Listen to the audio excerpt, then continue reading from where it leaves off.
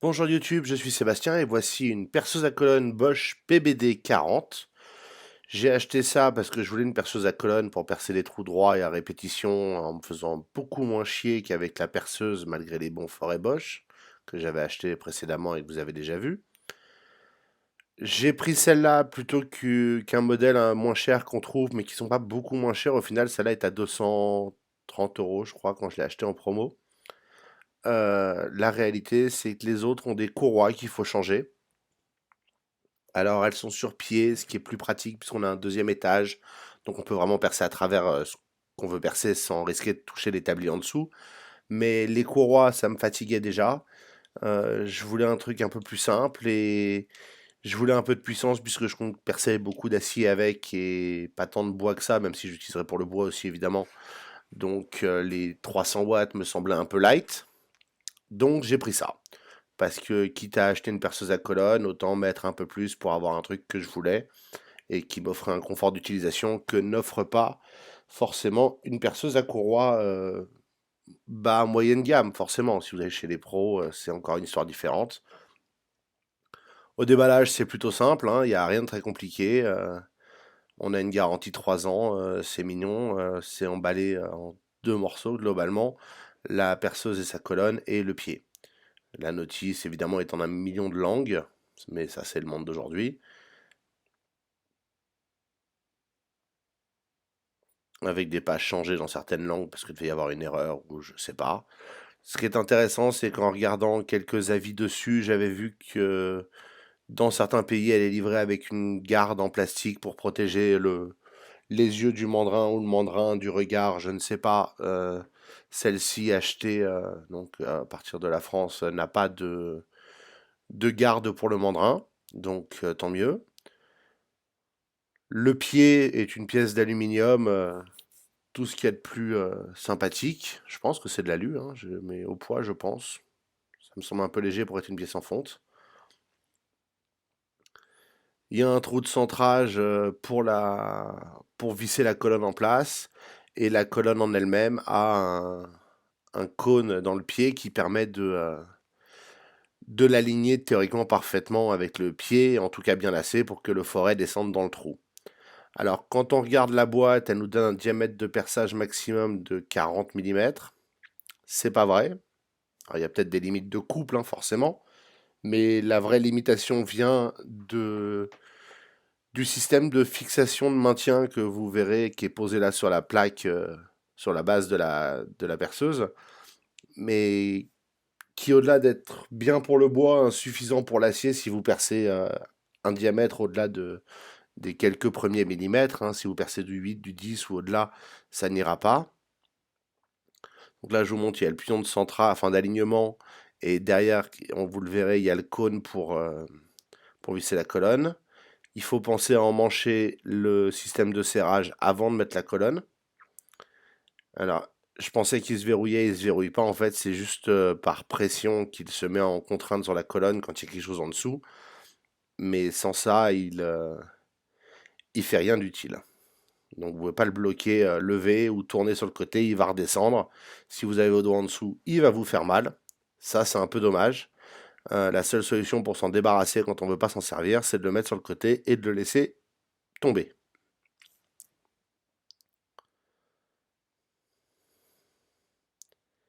Là, vous pouvez voir que la colonne est en place avec son guidage, mais qu'elle n'est pas parfaitement emmanchée.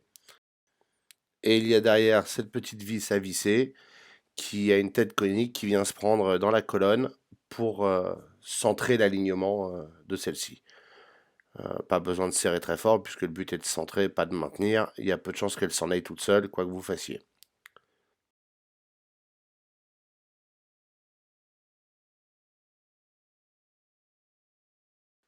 Et c'est assez magique. Voilà à peu près 100% de l'assemblage. Il reste la petite garde contre laquelle aligner ce qu'on perce que l'on peut mettre avec des écrous carrés qui se prennent dans les deux guides sur le pied.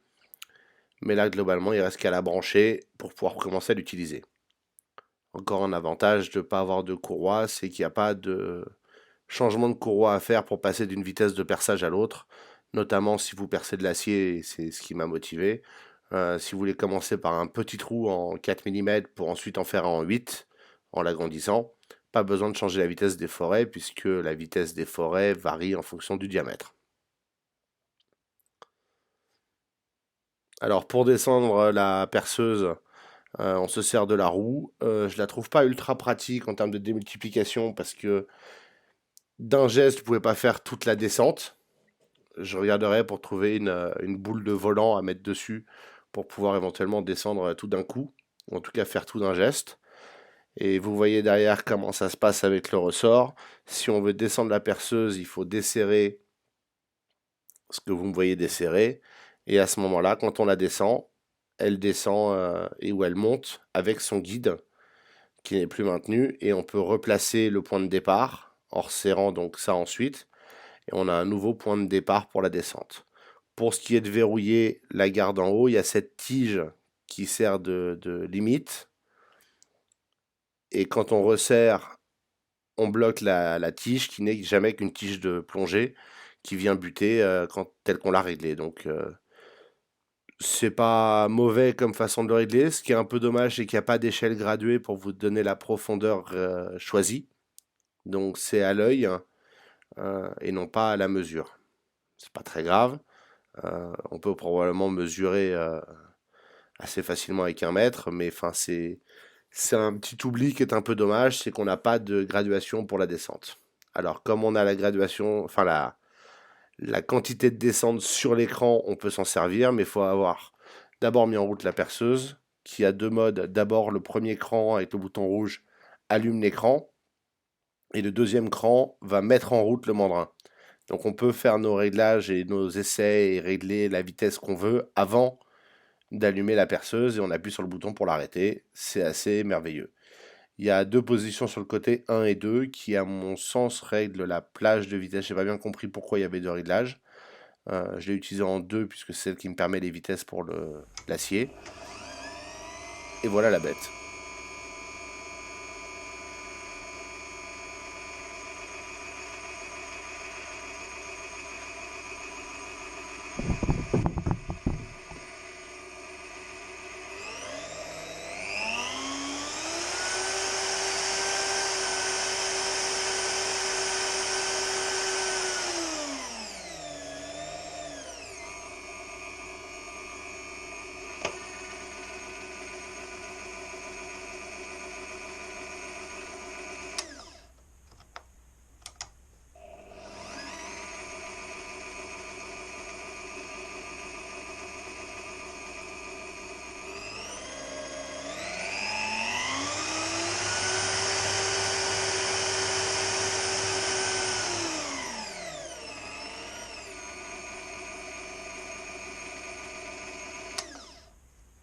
Comme vous avez pu l'entendre, c'est pas ce qu'il y a de plus silencieux au monde. Néanmoins, elle est relativement réactive. Donc ça, c'est assez agréable. Et puis vous avez pu entendre les variations de vitesse simplement en tournant un bouton, sans avoir à l'arrêter, ouvrir le capot en haut, changer la courroie, remettre le capot, redémarrer, et ainsi de suite. Voilà pourquoi j'ai pris celle-là plutôt qu'une classique avec un ensemble de poulies et de courroies en haut. Alors dans les points sympas, il y a l'éclairage de la tablette, enfin de ce qu'on en perce, donc du pied et de ce qui est dessus. Et il y a une croix rouge de guidage, alors qui est éclairée depuis le côté droit de la machine tel qu'on la regarde, ce qui fait que la croix arrive légèrement à droite du point qu'on va percer. Mais c'est pas mal, on encadre le trou avec la croix et puis on perce cet endroit-là. Donc c'est pas parfait, mais c'est pas grave. Et puis on peut assez facilement manipuler. J'aime bien le fait de pouvoir l'allumer, la régler et ensuite la mettre en route. Ça fait partie des petits plaisirs et je l'ai utilisée abondamment et elle est très simple d'utilisation. Pour ce qui est de percer des trous aussi bien dans le bois que dans l'acier à la chaîne ou même juste quelques-uns, le progrès est indéniable. Alors le mandrin n'est pas parfait, il a un léger foron ou un peu de jeu si vous préférez, et le système à verrouillage rapide est bien, mais pas forcément super pratique à utiliser. Il faut serrer puis tourner la molette rouge, enfin le cercle rouge pour verrouiller. Et dans l'autre sens, il faut déverrouiller ça et ensuite desserrer à la main. Et comme ça nécessite les deux mains, à moins d'avoir une dextérité pas possible, ça veut dire que le forêt va descendre dans le trou. Donc quand je ferai un support un peu plus abouti pour cette perceuse, il faudra que je prévoie le rattrapage du forêt qui va forcément descendre. Si c'est un gros forêt, c'est pas gênant. Si c'est un petit, c'est plus agaçant. Au-delà de ça, comme je vous le disais, le système de maintien de la pièce qu'on veut percer, j'ai eu des moments où il maintenait pas assez malgré tout le serrage que je pouvais lui appliquer.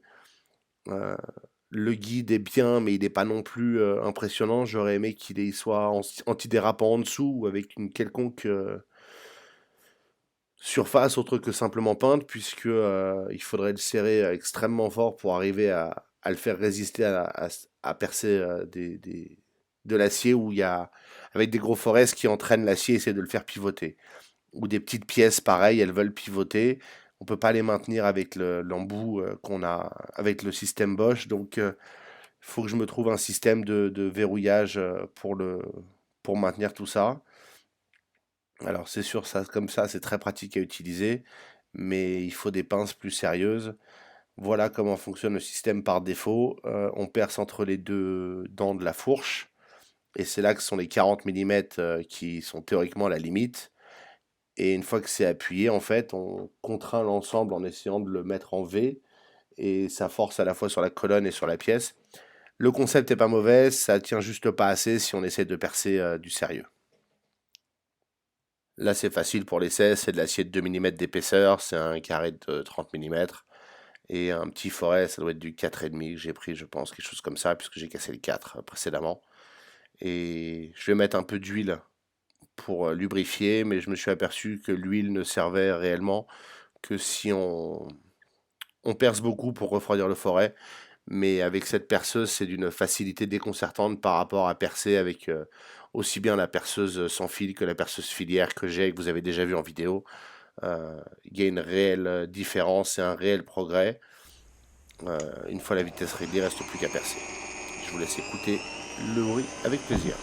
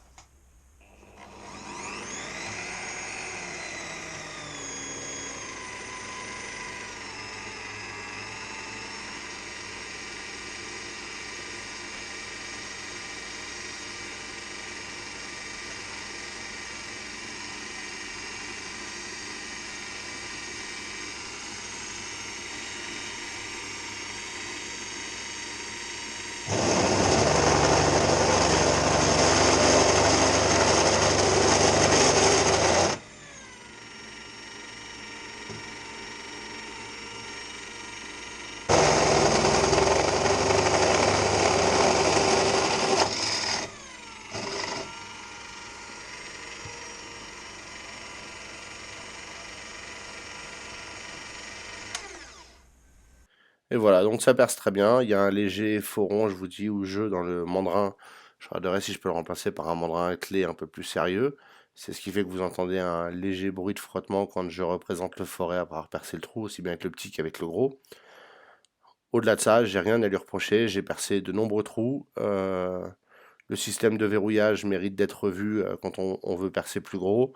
La garde a ses limites parce que ça nous fait une hauteur minimale de pièces à percer qu'on peut maintenir, donc c'est pas non plus idéal.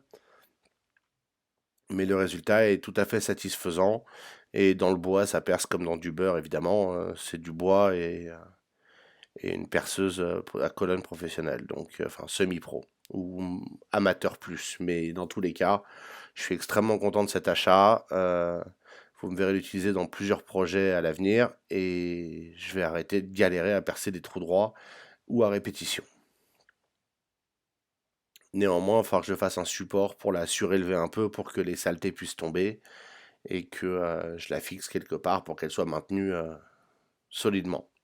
Merci d'avoir suivi cette vidéo, j'espère qu'elle vous aura intéressé.